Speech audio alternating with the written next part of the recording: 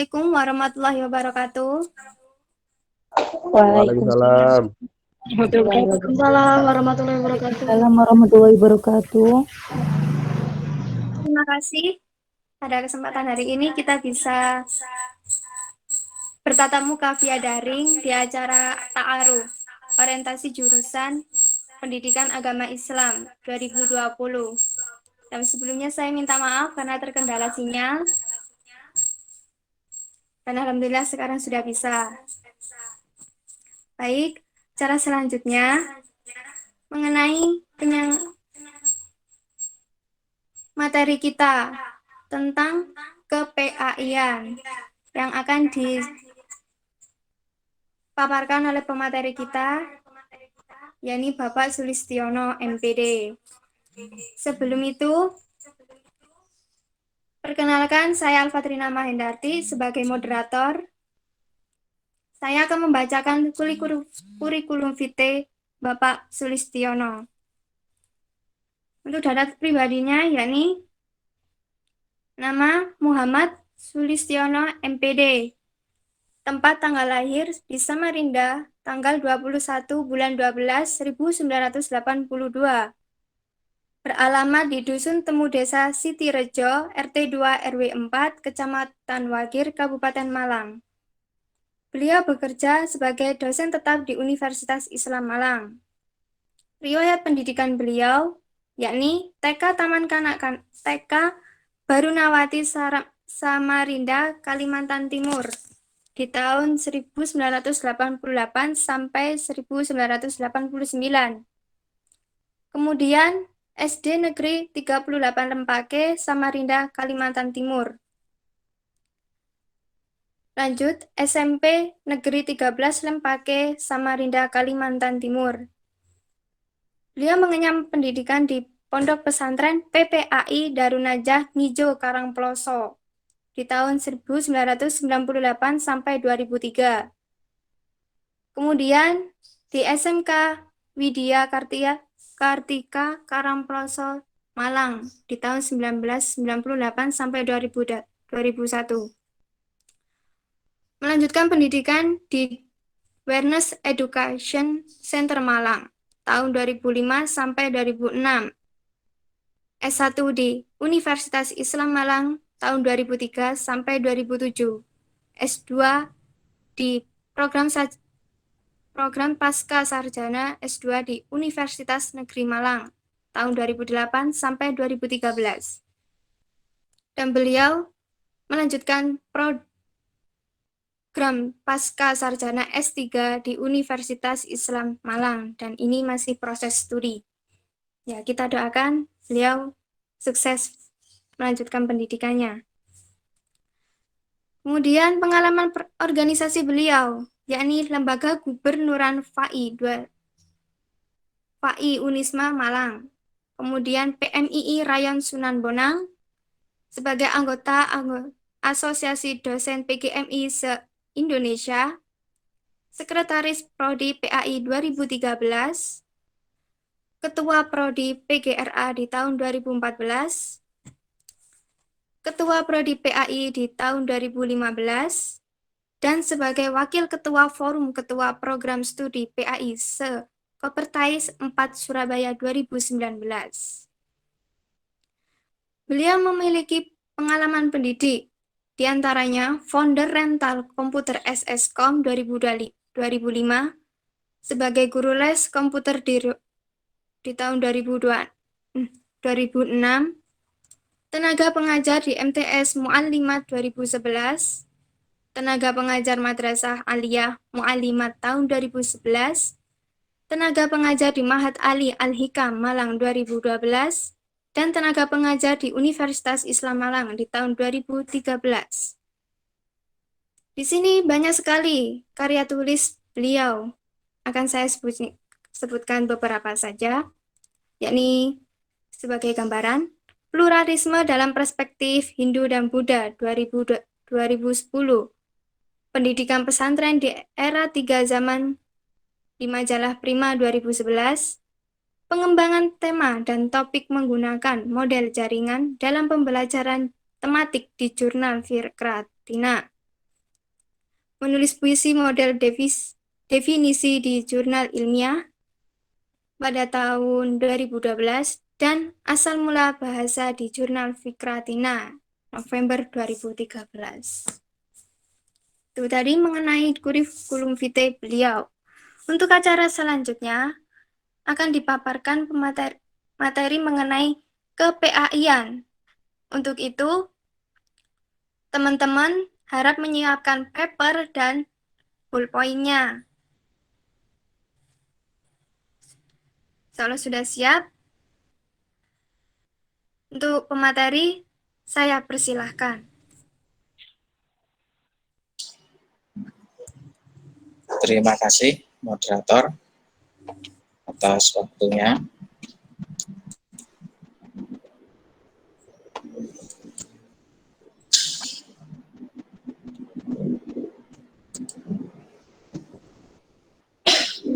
Assalamualaikum warahmatullahi wabarakatuh. Waalaikumsalam warahmatullahi Ratu.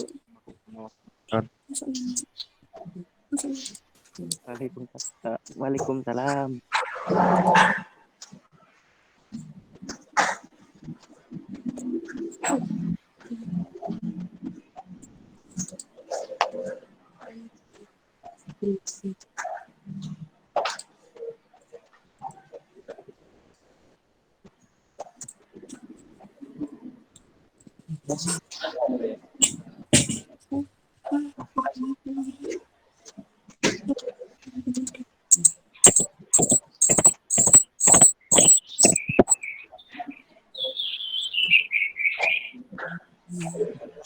Baik, teman-teman mahasiswa,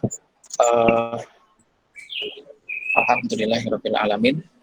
Akhirnya orientasi jurusan atau ta'aruf PAI dapat diselenggarakan secara online.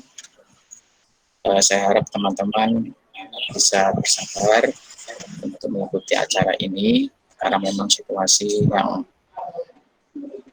serba online sekarang, tidak bisa offline. Sebelumnya materi saya sudah bisa dilihat.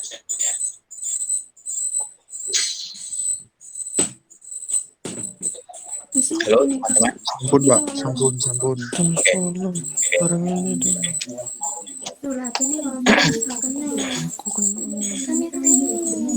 Baik, tema pada ta'aruf pada tahun ini 2020 yang diajukan oleh teman-teman dari Maprodi yaitu terbangunnya suasana keluargaan dalam menjalankan tugas sosial perubahan. Ini menjadi tema yang selalu menarik untuk diuraikan, untuk dijelaskan, akan untuk didalami, khususnya bagi para mahasiswa. Oleh karenanya, ini saya sambung dengan satu subtema, yaitu bersama PAI menggali potensi dan menemukan jati diri. Ada beberapa agenda style yang akan saya sampaikan di sini. Yang pertama terkait dengan sejarah, ya mungkin kita akan sedikit ulas sejarah, visi dan misi PAI Feminisme. Kemudian highlight-nya, ini saya tulis ya, apa kata dunia Unisma tanpa PAI, karena memang PAI yang pertama, kalau tidak ada PAI mungkin tidak ada yang lain.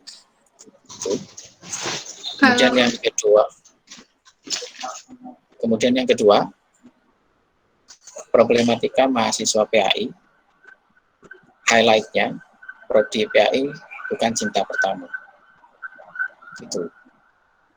Kemudian yang ketiga, refleksi mahasiswa PAI dalam perubahan zaman.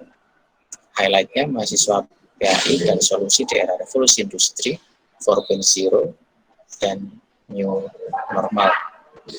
Yang keempat, kurikulum PAI selaras KKNI. Nah, highlight-nya di sini, saat ini mahasiswa berada di gerbong di kereta api yang tujuannya adalah menjadi guru, sedang dalam perjalanan menjadi guru PAI. Nah, dari sini kemudian saya ingin menjelaskan terkait sebelumnya materi saya sudah bisa dilihat ya. Sampun, Bapak. Sampun. Oke. Nggih.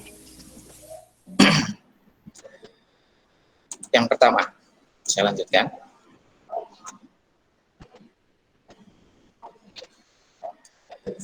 Kalau kita melihat ke belakang, utamanya ke sejarah PAI itu sendiri, itu memang sangat tua sekali, bahkan lebih tua dari Unisma.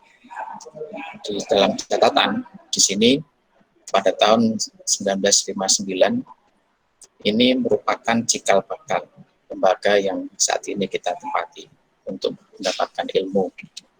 Yang dulu namanya adalah API atau Akademi Pendidikan Ilmu dan Agama Islam. Dilihat dari tahunnya saja, saya juga belum lahir di sini. Artinya memang sudah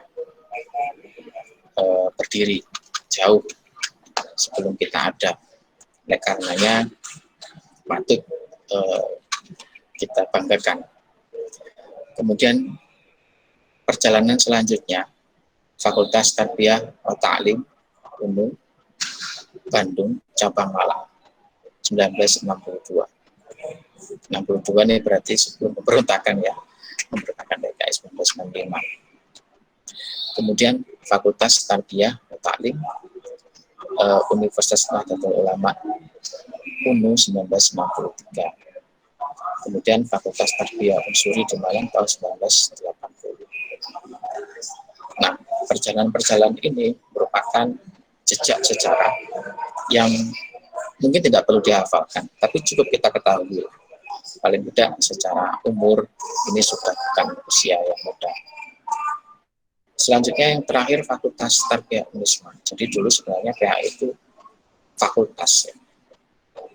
Fakultas itu berarti satu ruang yang sangat besar yang kemudian dijadikan tempat atau wadah untuk mencari ilmu mahasiswa pada masa itu pada tahun 1987 yang kemudian sekarang menjadi PAI yang lebih spesifik lagi, kemudian melahirkan banyak prodi-prodi lain dan bahkan fakultas-fakultas yang lain.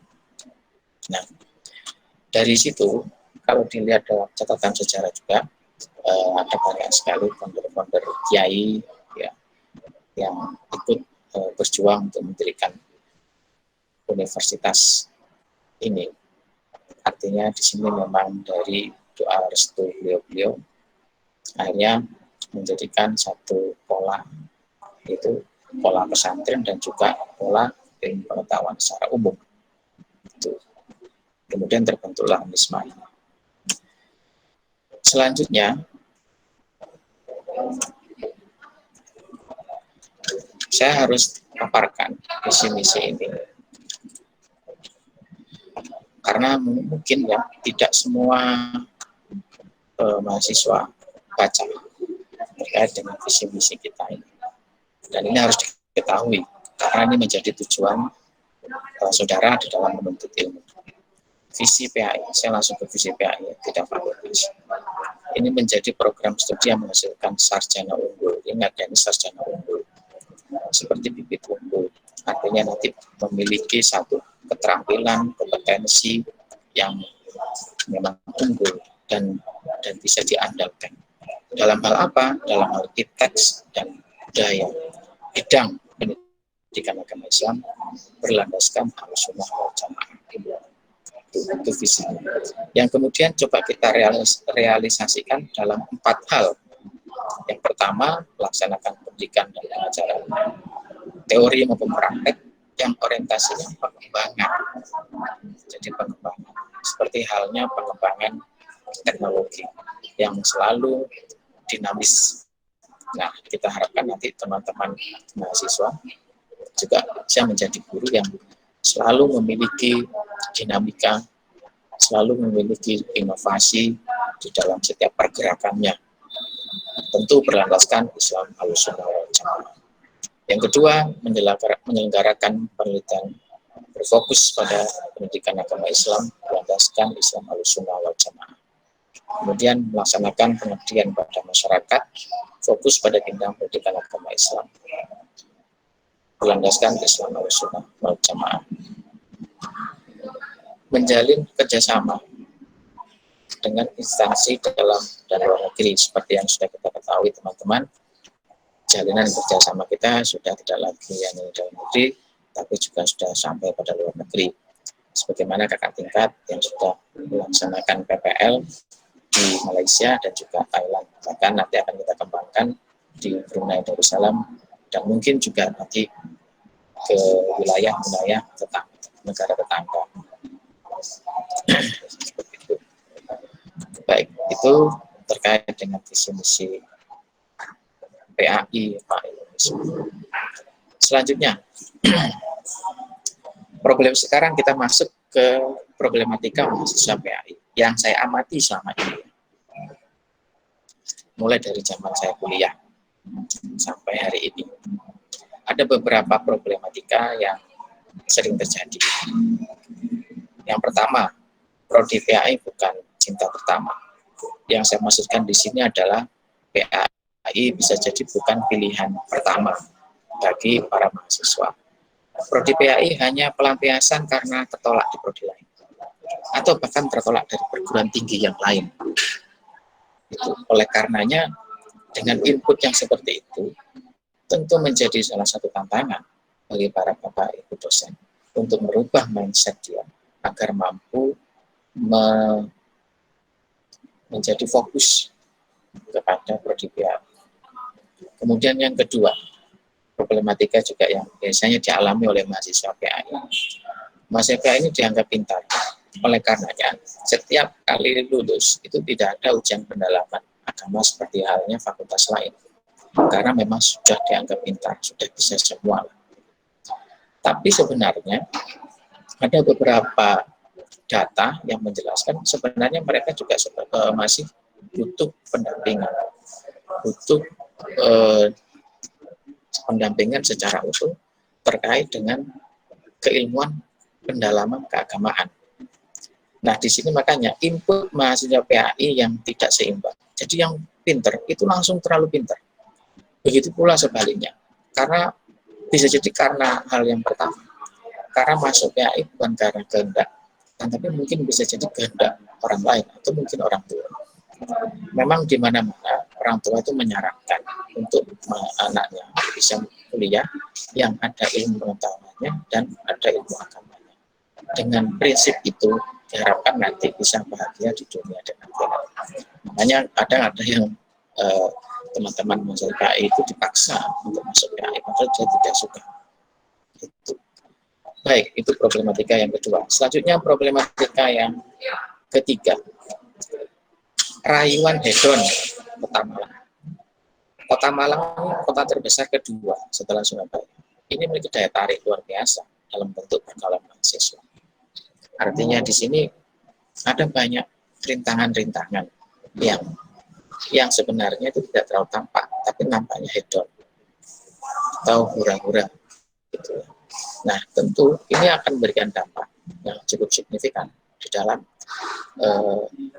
pelaksanaan pembelajaran mahasiswa atau dalam menuntut ilmu mahasiswa di tempat ini.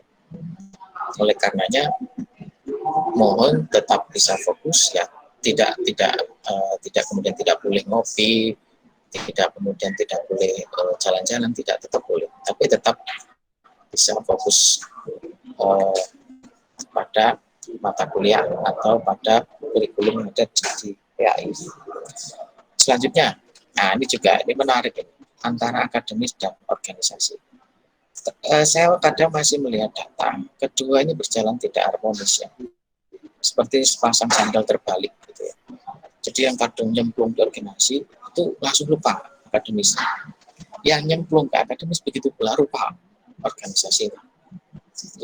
Nah, saya harapkan ini menjadi satu refleksi bagi kita bersama. Artinya dua-duanya juga penting, akademis juga penting, organisasi juga penting.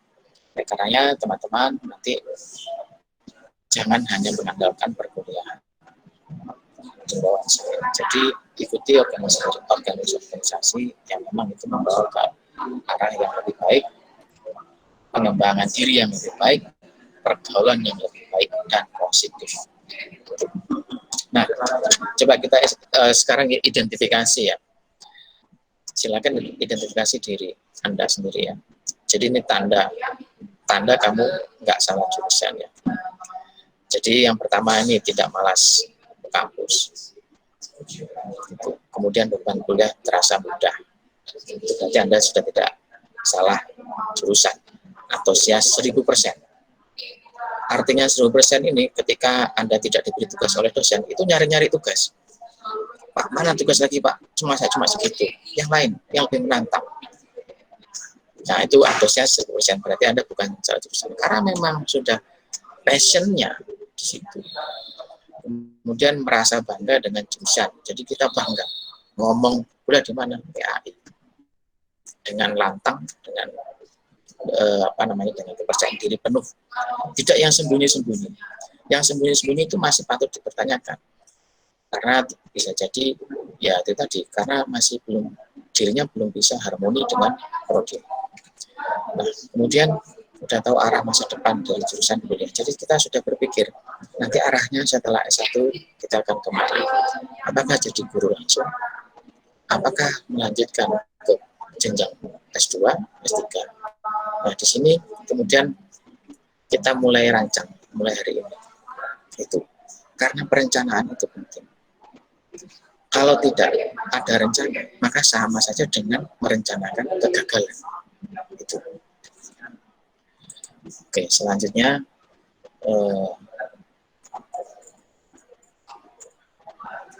refleksi mahasiswa baik dalam perubahan zaman. Kita ini hidup di era yang memang luar biasa, luar biasa lah, karena tidak semua umat kemudian bisa hidup di zaman yang seperti ini. Artinya kita secara bersamaan ini pada masa revolusi industri 4.0, di mana teknologi ini sangat canggih sekali. Sampai jujur saja via online. Itu kan mungkin tidak terpikirkan sebelumnya.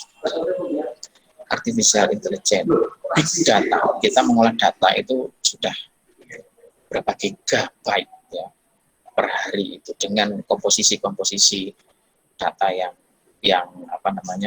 bervarian. Kemudian disambung lagi dengan era ini new normal ya. Artinya dengan adanya COVID ini pola-pola pendidikan, pola-pola sosial itu juga masuk berubah total. Mencari posisi atau mencari motif pola-pola yang lebih aman untuk dijalankan gitu.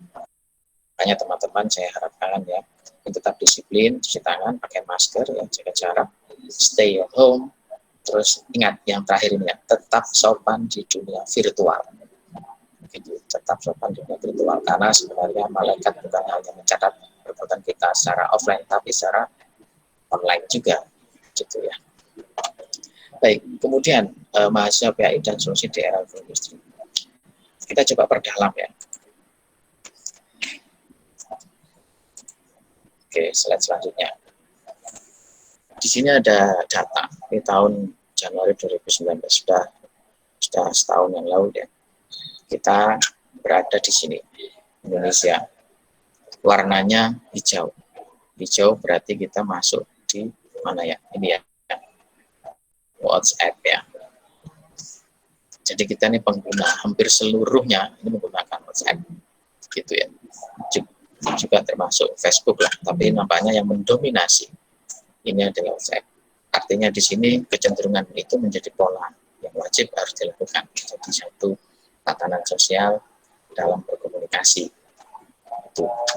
Maka segala informasi justru bukan dari dunia yang ada, bahkan banyak memanfaatkan dari WhatsApp ini, dari grup-grup. Itu. Kemudian di sini aktivitas penggunaan handphone. Di sini ada 96%. Ini menggunakan mobile messengers ya.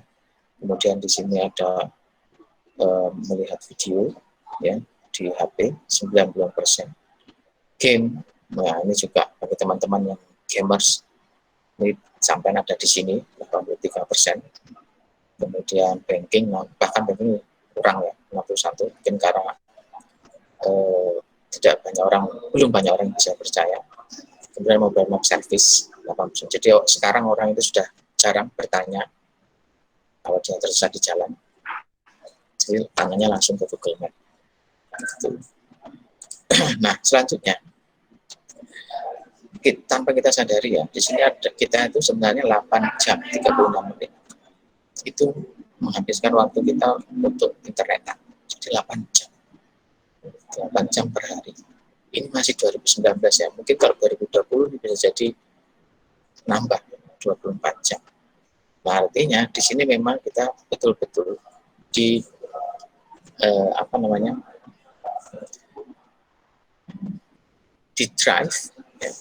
di drive oleh teknologi. Jadi semua berlandaskan handphone atau informasi di sosial media. Kemudian 3 jam 26 menit ini sosial media. Ini via any device. Bahkan kita sering ya lihat-lihat informasi-informasi dari media sosial, bukan dari grupnya dosen. Kemudian video, ya, broadcasting, streaming and video. Nah, di sini 2 jam ini bisa jadi meningkat saat ini. Jadi teman-teman yang mulai bermain YouTube, ya saya sendiri sebenarnya juga YouTuber tapi masih sedikit ya, subscribe-nya masih sedikit. Tapi itu memang kita harus maju, artinya agar informasi-informasi di video on YouTube atau informasi di media sosial itu bukan hanya kehidupan hedon para orang-orang kaya, orang-orang yang memiliki modal saja. Artinya ruh dari pendidikan itu juga bisa kita sebarkan, bisa kita masukkan di informasi media sosial dan juga mungkin di video. Baik, selanjutnya teman-teman saya minta bersabar ya. Ini data saya ambil tadi malam ya, walaupun Kota Palang ini resikonya sedang di dalam penyebaran COVID ini. Tapi saya harapkan teman-teman tetap tidak banyak beraktivitas di luar rumah, kecuali memang itu penting. Karena kemarin ada laporan ya teman-teman yang habis ujian skripsi itu selfie ya di sebelah kantor sini, sebenarnya sudah kita arahkan ujiannya itu online ya. Tapi teman-teman mungkin karena saking cintanya dengan kampus ya, karena saking senangnya telah melaksanakan sidang skripsi ya, akhirnya foto-foto selfie di area kampus yang pada akhirnya kita yang berada di fakultas kemudian mendapatkan teguran dari universitas karena melihat teman-teman yang tidak pakai masker, tidak jaga jarak. Kalau misalnya itu berkembang lebih besar skopnya, bisa jadi malah polisi dan tentara yang hadir di Unisma. Jadi saya mohon teman-teman tetap bersabar. Kita semua merasakan dampaknya. Jadi mari kita mencari jalan yang terbaik. Ya, tidak kemudian mendestruktif ya, harus konstruktif. Baik, selanjutnya refleksi mahasiswa PAI menanggapi tantangan saya. Ada 4 isu yang ingin saya sampaikan dalam dalam pertemuan hari ini. Yang pertama isu teknologi. Mahasiswa PAI mampu bersaing, memanfaatkan dan mengoptimalkan teknologi dalam dunia pendidikan. Teman-teman, saya sedikit cerita. Ketika tahun 2007 itu saya baru lulus S1. Unisma masih belum seperti saya ini. Unisma masih sangat memprihatinkan lah. Karena pada saat saya ingin mengambil ijazah, itu teman-teman satu kelas saya itu kemudian berbicara, ayo cepat semua ijazah di fotokopi yang banyak, kemudian segera dilegalisir, mumpung durung tutup gitu. Jadi pada masa itu memang siswanya tidak banyak, fasilitasnya juga tidak seperti saat ini. Nah, oleh karenanya ini menjadi satu kebanggaan tersendiri ketika para mahasiswa sekarang datang ke Unisma dengan gedung yang megah, mewah, fasilitasnya juga luar biasa. Nah, ini tentu menjadi satu semangat ya, tidak seperti yang saya alami. Nah, terkait dengan isu teknologi, makanya dulu kalau dibaca di dalam kurikulum itu saya di situ, saya selalu menyempatkan diri untuk kuliah di UNS ya, jurusan informatika. Karena saya melihat pada masa itu yang masih belum terlalu digital pada masa itu ya. Karena HP itu masih kayak ulek-ulek sambil itu ya, HP simpen gitu. Sekarang kan HP sudah tipis-tipis. Nah, di situ saya menyempatkan diri untuk kuliah. Jadi kalau malam saya kuliah informatika, terus siangnya di PAI. Gitu. Karena saya berpikir pada saat itu mahasiswa PAI tetap harus bisa mengikuti perkembangan teknologi. Itu isu yang pertama. Kemudian isu literasi. Mahasiswa PAI mampu menjadi teladan dalam mengimplementasikan literasi sebagai tradisi. Teman-teman, data menunjukkan masih sangat rendah untuk literasi kita. Artinya di sini menjadi tanggung jawab kita juga, menjadi tanggung jawab calon-calon guru PAI. Nah, di dalam data secara internasional di PISA itu ya, kita masih di bawah 1%. Bahkan kalau dibandingkan itu dengan Singapura yang negaranya kecil itu masih sangat kurang. Indikator ini bisa dilihat ketika beberapa kali kita mengunjungi perpus, beberapa kali kita mengunjungi tempat-tempat yang menyediakan banyak buku. Nah, oleh karenanya di sini mohon teman-teman ya, kalau di dalam data Indonesia itu masih 3.000 buku per tahun produksinya. Kalau Amerika itu 100.000 buku, bandingan yang saya kira tidak enak dilihat, artinya 3.000 dan 100.000. Makanya di sana dinamika keilmuan itu sangat tinggi sekali. Bisa jadi skripsi sidang hari ini itu disahkan, 5 bulan kemudian bisa jadi ditolak karena dapat nomor baru. Sekarang saking tingginya budaya literasi yang di sana. Nah, kemudian si Jepang, kalau di Jepang itu 40.000 buku per tahun.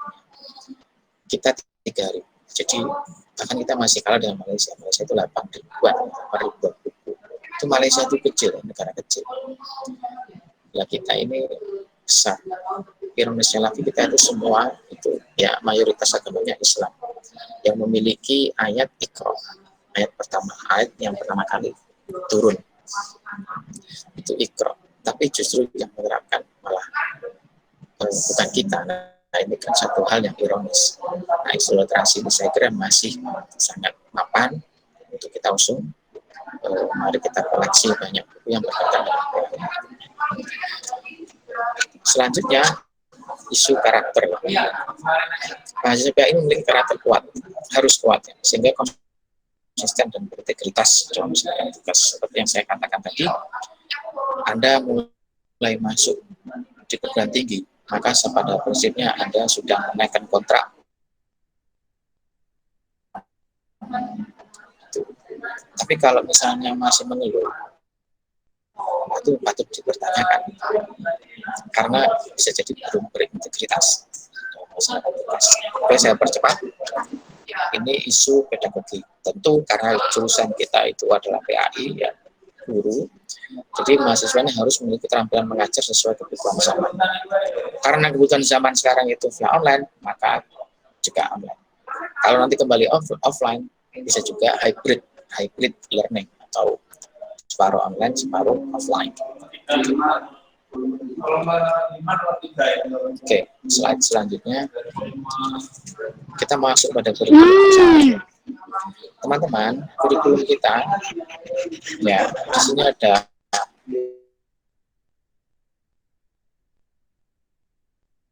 empat profil ini. Yang pertama menjadi pendidik.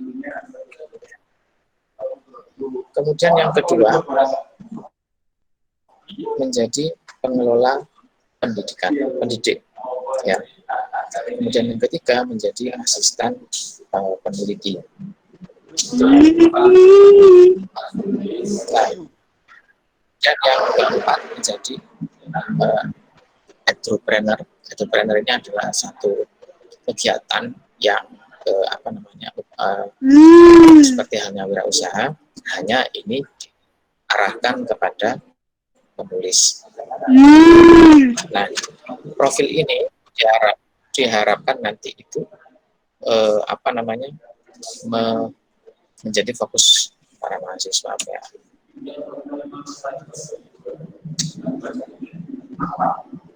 Oke, ini ada CPL. CPL itu adalah capaian pelajaran lulusan yang PAI. Di sini ada total 69 CPL, tidak bisa saya sebutkan satu-satu, bisa di-download di LP2RP MISMA. Nah, ini bahan kajiannya ya. Jadi dari pendidik pada keindonesiaan, makanya nanti tetap ini generation tetap ditekankan ya, agar tetap menjaga NKRI ya, kemudian profesional dan sosial. Nah, entrepreneur kewirausahaan, kemudian nanti hasilnya bisa menciptakan satu modul atau juga bisa jadi buku. Nah, kemudian asisten peneliti. Jadi di sini peneliti kualitatif. Semua jenis pendekatan kita ajarkan, kita sampaikan di perkuliahan. Di sini ada penelitian kualitatif, ada kuantitatif. Nah, kemudian pengelola lembaga pendidikan. Ini nanti juga disampaikan terkait dengan leadership. Bisa jadi ini di non-akademis juga bisa diikuti. Kemudian di sini ada baik lembaga formal maupun informal. Jadi ada dua fokus untuk pengelola lembaga. Baik, selanjutnya ini adalah semua mata kuliah yang nanti akan ditempuh oleh teman-teman. Jumlahnya di sini ada 144 SKS. Nah, ini juga peringatan teman-teman. Artinya teman-teman setiap mata kuliah itu saya harapkan tidak mendapatkan C. Karena kalau mendapatkan C, maka nanti akan merusak pemandangan di transkrip atau di nilai transkrip itu ya. Nah, apalagi saat ini ada kebijakan baru bahwasanya semester pendek itu dilaksanakan dengan pembatasan SKS. Artinya teman-teman harus tetap melihat berapa mata kuliah yang berhasil dan yang tidak berhasil. Nah, yang tidak berhasil ini harus segera diidentifikasi. Karena bisa jadi kalau pada misalnya semester 8 ada 12 SKS misalnya yang kemudian harus mengikuti semester pendek, maka otomatis wisudanya mundur. Karena yang diterima hanya 10 SKS setiap semesternya. Ini perlu menjadi perhatian teman-teman. Baik, selanjutnya urgensi refleksi. Oke, teman-teman, sebagaimana yang sudah difirmankan di dalam Al-Quran ya, di situ bahwasanya kita selaku manusia itu harus selalu melakukan yang namanya refleksi atau perenungan. Jadi sudah dijelaskan afala tadabbarun Quran sebenarnya kalau di Indonesia refleksi, media alam untuk refleksi itu sangat luar biasa jika dibandingkan negara-negara lain, gitu ya. karena ada banyak fenomena-fenomena yang menarik, khususnya di negara kita, di Indonesia. Kalau misalnya di negara-negara maju ya, itu di sana kan sudah tidak lagi fokus pada peningkatan ekonomi. Artinya di sana ya hidup itu lurus-lurus saja, tidak ada tantangan. Kalau di Indonesia kan ada banyak tantangan nggak punya uang, tantangan nggak punya kuota, itu kan juga menjadi satu sebenarnya perlu direnungkan. Artinya bagaimana sih pola hidup yang ada di Indonesia. Nah, saya harapkan mahasiswa itu lebih dalam melaksanakan perenungan. Atau saya usahakan itu di situ menjelaskan yang kamu filsafat usul ilmu. Jadi kita harus bisa merefleksikan sesuatu itu sangat dalam. Nah, nanti ini akan dipandu oleh dosen filosof kita, yaitu Pak Rosyidin, ya, bagaimana cara berpikir radikal. Bukan tindakan radikal, ya, tapi berpikir kritis. Nah, saya juga di sini mencoba mengutip Confucius, ya. Jadi di sini ada satu quotes-nya, ya. Study without reflection is a waste of time. Reflection without study is dangerous. Jadi saudara melakukan kuliah tanpa ada refleksi, itu buang-buang waktu. Anda ikut kuliah, terus sambil ngantuk-ngantuk itu ya, sampai selesai, itu buang-buang waktu, nggak penting. Yang mestinya sudah kita jadwalkan, kapan tidur, kapan bangun, kapan makan. Gitu. Nah, kemudian refleksi tanpa studi, ini berbahaya. Sama seperti perenungan tanpa guru, ini berbahaya. Kita nanti malah diarahkan oleh setan. Oleh karenanya teman-teman berpikir kritisnya mohon terus dilatih agar menciptakan ide-ide yang betul-betul inovatif dan solutif untuk masyarakat. Baik, selanjutnya saya ingin ingatkan kembali good and great ya PAI. Prodi kita ini prodi tertua di Unisma. Jumlah mahasiswanya banyak. Jadi Anda tidak boleh tidak percaya diri. Karena jumlah mahasiswa saat ini itu di atas 1.000. Ini bukan prodi kecil. Ya. Bukan prodi yang mudah runtuh. Nah, kemudian tenaga pendidik. Nah, teman-teman, tolong mulai saat ini betul-betul dikenali dosen-dosen PAI-nya atau dosen-dosen semuanya harus dikenali namanya, ya. Terkait dengan refleksi tadi, ya, paling tidak Anda itu tahu rumahnya, walaupun nggak pernah di sana. Paling tidak Anda itu tahu beliau berada. Jadi ini sebagai satu stimulasi untuk pengembangan keilmuan Anda. Kemudian kurikulum sudah saya tadi. Nah, kita ini satu-satunya prodi yang memiliki 3 jenjang. S1, S2, S3 itu ya PAI. Itu di Unisma. Dan sampai saat ini.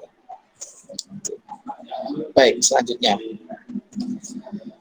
Teman-teman, seperti yang saya jelaskan di awal, Anda sekarang berada di gerbong kereta api yang dalam perjalanan menjadi guru PAI.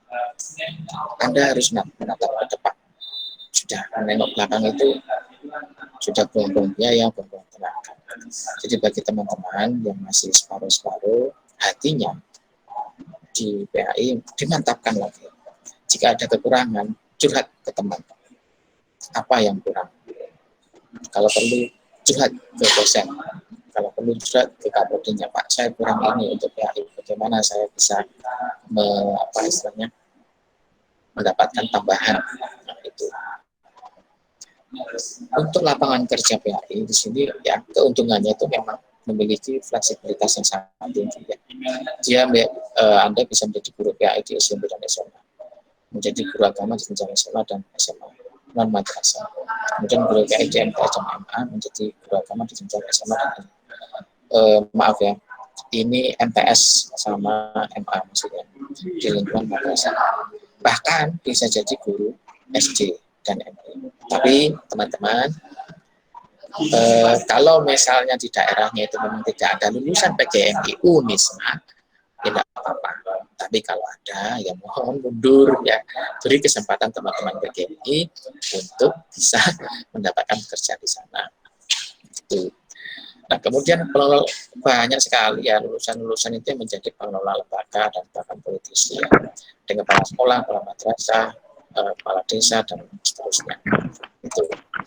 Baik, yang terakhir teman-teman, seperti pesan saya tadi ya, beberapa alasan bahwa prodi PAI Unisma adalah prodi terbaik buat Anda. Satu, mendapatkan restu orang tua. Anda semua sudah mendapatkan restu orang tua. Jadi tolong jangan dihianati restu itu. Walaupun misalnya Anda terpaksa. Sudah. Semua masih bisa diperbaiki. Jika misalnya ada kurang wawasan tentang mata kuliah, tentang keagamaan misalnya, itu bisa kita carikan solusinya sama-sama. Kemudian yang kedua, biaya dan tenaga ini sudah dikeluarkan. Ini sebenarnya kan takdir baik Anda. Saya sedikit cerita. Sebenarnya saya sendiri dulu ya, ketika ini kuliah, saya dulu sempat mengikuti yang namanya UMPTN. UMPTN. Kalau sekarang SBMPTN itu. Saya ngambil jurusan itu bahasa Arab sama bahasa Inggris. Adalah saya ikut tes di sana. Sebelum mengikuti tes, kebetulan masih di pesantren saat itu, saya ditimbali oleh orang Yai. Diberi jasa agar lulus PTN. Akhirnya saya diberi jasa, saya diberi bacaan yang harus dibaca tepat tengah malam. Saya lakukan beberapa malam, terus saya mengikuti tes. Dan alhamdulillah, ternyata saya tidak lulus. Nah, tapi uniknya pada saat itu saya tidak kemudian memiliki prasangka, wah, kok tidak mustajab, tidak. Saya tetap meminta restu kiai saya. Yang kedua, saya ingin ke UIN, tapi kiai saya tidak mengizinkan, tidak mengizinkan. Sampai pada akhirnya beliau berkata, kamu kuliah di Unisma. Saya masih ingat itu redaksinya, kon kuliah di Unisma.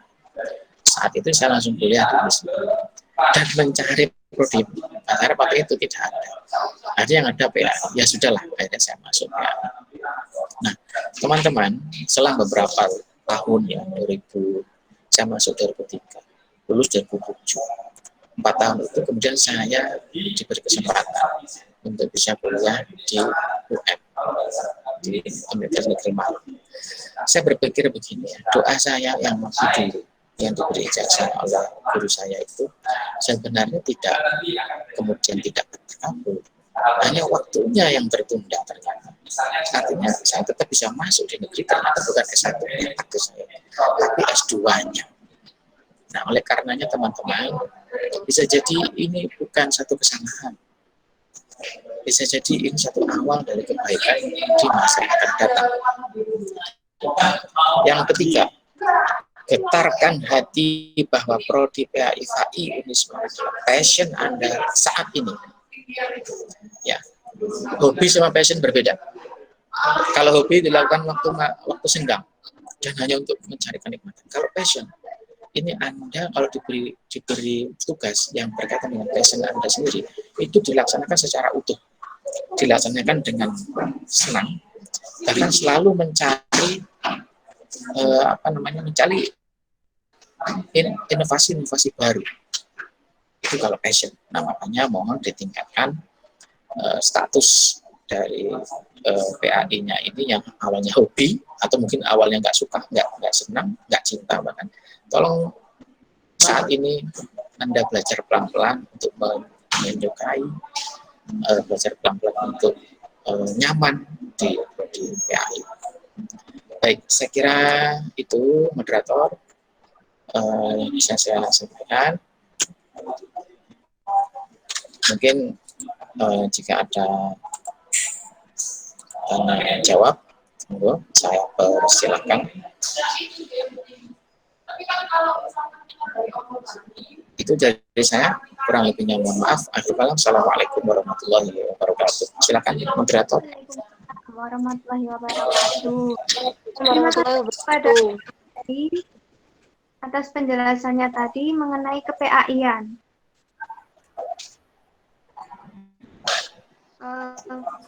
Nah, selanjutnya ini adalah sesi tanya jawab. Untuk sesi tanya jawab ini dibuka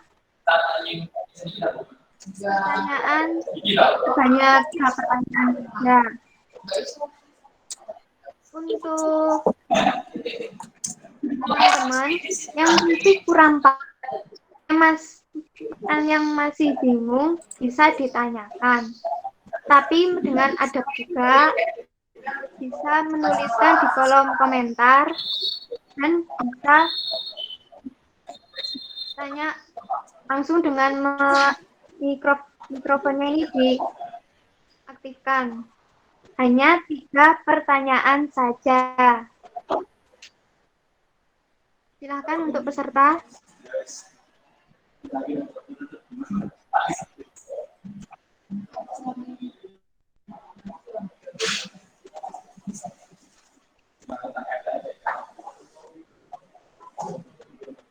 Apakah ada yang bertanya mengenai ke-PAI-an ini yang sudah dijelaskan oleh Bapak Sulis?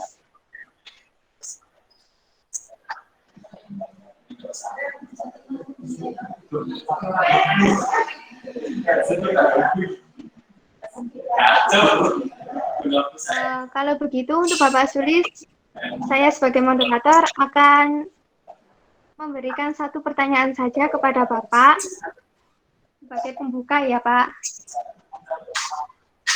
Ya, silakan.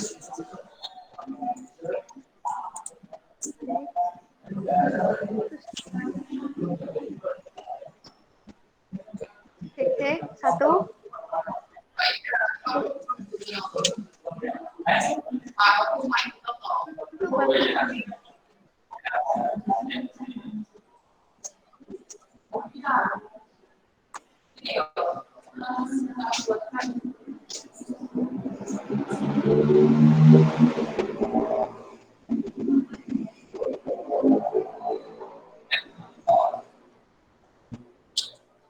Silakan.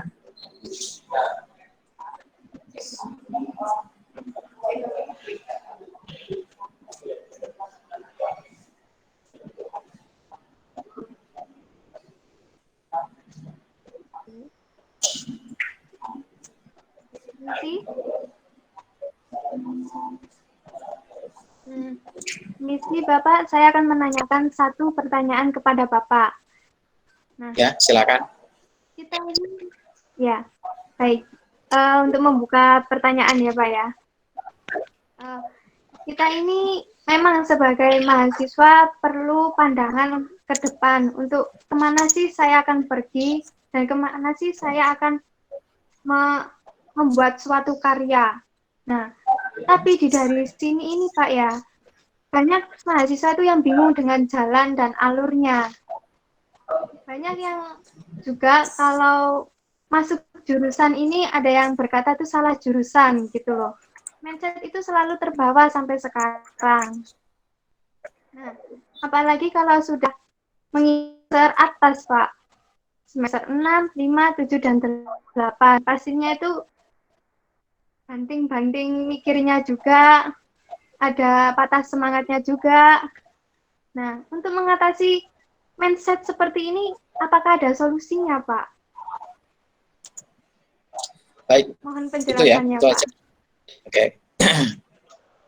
Terima kasih atas pertanyaannya. Jadi, ini menjadi fenomena yang sering terjadi memang di kalangan mahasiswa. Artinya jurusan itu memang bukan berangkat dari dalam dirinya, bisa jadi dari dari luar ya, eksternal. Nah, akan tapi begini ya, yang perlu kita renungkan bahwasannya semua keinginan kita di dunia ini sebenarnya tidak harus terwujud. Keinginan kita loh, keinginan kita itu. Artinya ada satu fase di mana kita berangkat dari keterpaksaan itu sendiri. Nah, selama keterpaksaannya itu tidak mengarah pada hal yang buruk, itulah takdir. Nah, artinya teman-teman sekarang mohon disadarkan dirinya bahwasanya Anda sekarang kuliah di PAI. Tapi Pak, saya itu kan ya kepingin jadi artis misalnya ya. Loh ya enggak masalah, tapi begini. Enggak masalah, tapi begini. Mohon nanti passion Anda itu tetap ada di PAI. Kalaupun nanti akhirnya Anda itu tidak jadi guru, kemudian Anda itu malah jadi artis misalnya, tidak masalah. Berarti itu kan bonus. Artinya tetap keseriusan, kedisiplinan, kemudian ketekunan itu tetap dilaksanakan semasa kuliah. Karena tidak ada yang zonk sebenarnya. Artinya ketika Anda memiliki satu upaya-upaya sampai berdarah-darah, itu pasti ada hasilnya. Cuman nanti hasilnya bisa jadi ya agak nyelentang sedikit ya. Mungkin Anda ingin jadi guru, ternyata kok malah jadi kepala sekolah. Nyelentang-nyelentangnya seperti itu aja. Nah, kemudian itu yang pertama. Jadi niat Anda perbaiki, ya, posisi batin Anda perbaiki, tetap fokus ke PAI, itu yang pertama. Terus yang kedua, potensi teman-teman mahasiswa ini sebenarnya luar biasa yang di luar PAI, misalnya seperti potensi seninya, kemudian potensi apalagi keterampilan menulisnya, kemudian potensi yang justru mengarah ke prodi-prodi yang lain. Nah, sekarang itu Anda buka satu celah pergaulan ya. Misalnya Anda suka bahasa Inggris misalnya Anda buka pergaulan dengan mahasiswa prodi bahasa Inggris, tidak masalah. Tapi bukan untuk pindah ke sana, tidak. Tapi ingin menyerap ilmu pengetahuan yang ada di sana. Kemudian disesuaikan dengan konteks PAI itu sendiri. PAI kan nggak melulu bahasa Arab saja, nggak begitu. Juga butuh bahasa Inggris. Kemudian misalnya Anda suka UKM teater misalnya, cobalah Anda secara relasi keilmuan itu selalu memiliki hubungan dari keilmuan-keilmuan yang ada di dunia teater. Sebenarnya kan itu bisa diterapkan juga di PAI. Anda berperan sebagai guru yang galak, Anda berperan sebagai guru yang baik, itu bisa saja dari sana. Nah, artinya potensi-potensi yang ada di dalam diri Anda itu mau dikembangkan dengan cara membuka pergaulan teman-teman yang memang expert di bidangnya, kemudian tarik keterampilan itu ke dalam diri Anda yang konteksnya itu sebagai guru PAI. Jadi ada dua alternatif itu. Mungkin itu bisa dipahami atau kurang paham? Alhamdulillah sudah paham. Ya, pada intinya kita harus menata ya dulu, kita juga, kemudian kita implementasikan atau mempertambah ilmu yang kita dapat dari SMA atau SMP mungkin ke kampus atau ke perguruan tinggi ini. Nah, saya kasih ilustrasi lagi ya satu. Oh, sudah habis. Silakan Bapak. Oh, gini. Teman-teman, misalnya ini ya, misalnya ada yang suka matematika misalnya ya, matematika. Kita dulu di sekolah itu kan tentu belajar ada penambahan, ada pengurangan, ada pembagian gitu ya. Yang paling gampang menurut teman-teman itu kan pasti penambahan, penjumlahan itu paling gampang. Pengurangan ya agak sedikit susah lah. Pembagian ini yang susah. Kalau di matematika kan begitu kan ya. Nah, kalau dari kacamata PAI teman-teman, sebenarnya kan memang begitu manusia itu. Ketika dia menjumlahkan hartanya, menjumlahkan pendapatannya, itu sewenang. Karena gampang.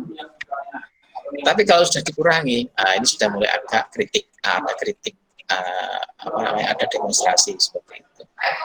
Kemudian apalagi pembagian, apa yang kita dapatkan kadang susah untuk kita bagi.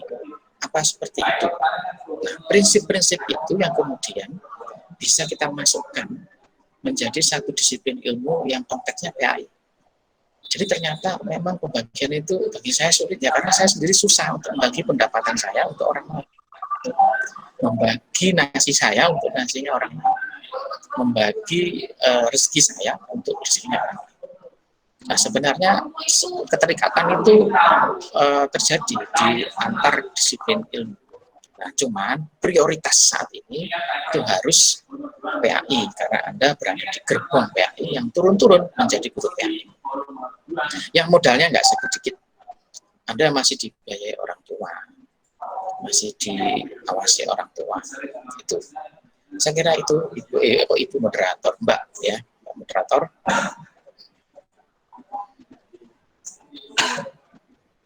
Alhamdulillah, sudah jelas sekali Bapak mengenai solusi yang terdapat di mindsetnya para mahasiswa sekarang ini. Yang mungkin bukan saya saja atau yang lainnya, teman-teman juga pernah merasakan hal yang seperti ini. Dan jangan lupa, kita harus tetap bersyukur, karena keterpaksaan ini bukan berarti kita melakukan dengan secara cuma-cuma. Pokoknya lulus, jangan seperti itu. Karena ilmu itu luas, bisa dicari dan bisa dipelajari. Di pondok pesantren, ataupun di sekolah umum, teman-teman bisa melakukan dan mengimplementasikannya di luar atau di masyarakat, kalau mengikuti organisasi dalam masyarakat. Ilmu tidak ada yang cuma-cuma, dan bisa diimplementasikan di mana saja. Sekolah itu mana-mana saja itu baik, tergantung niat dan perilaku kita membawanya. Baik Pak, ini sudah menunjukkan pukul 10:14, kurang 1 menit lagi. Ini akan saya alihkan ke panitia. Waktunya sudah hampir habis, Bapak. Ya, oke. Ya. Baik, teman-teman, terima kasih.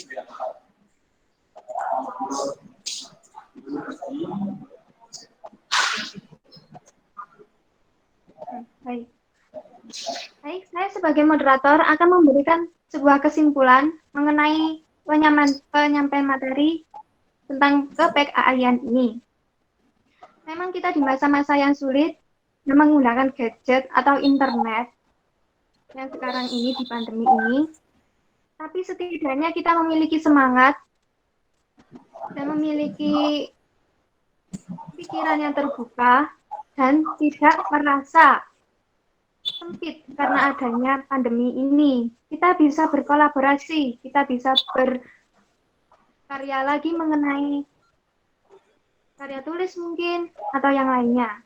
Nah, dan sebagai mahasiswa juga kita harus menjadi generasi milenial yang memiliki wawasan yang luas, progresif, dan pastinya memiliki semangat juang yang tinggi. Apalagi kita pendidik juga, bagaimana cara pendidik memberikan inovasi yang baik dan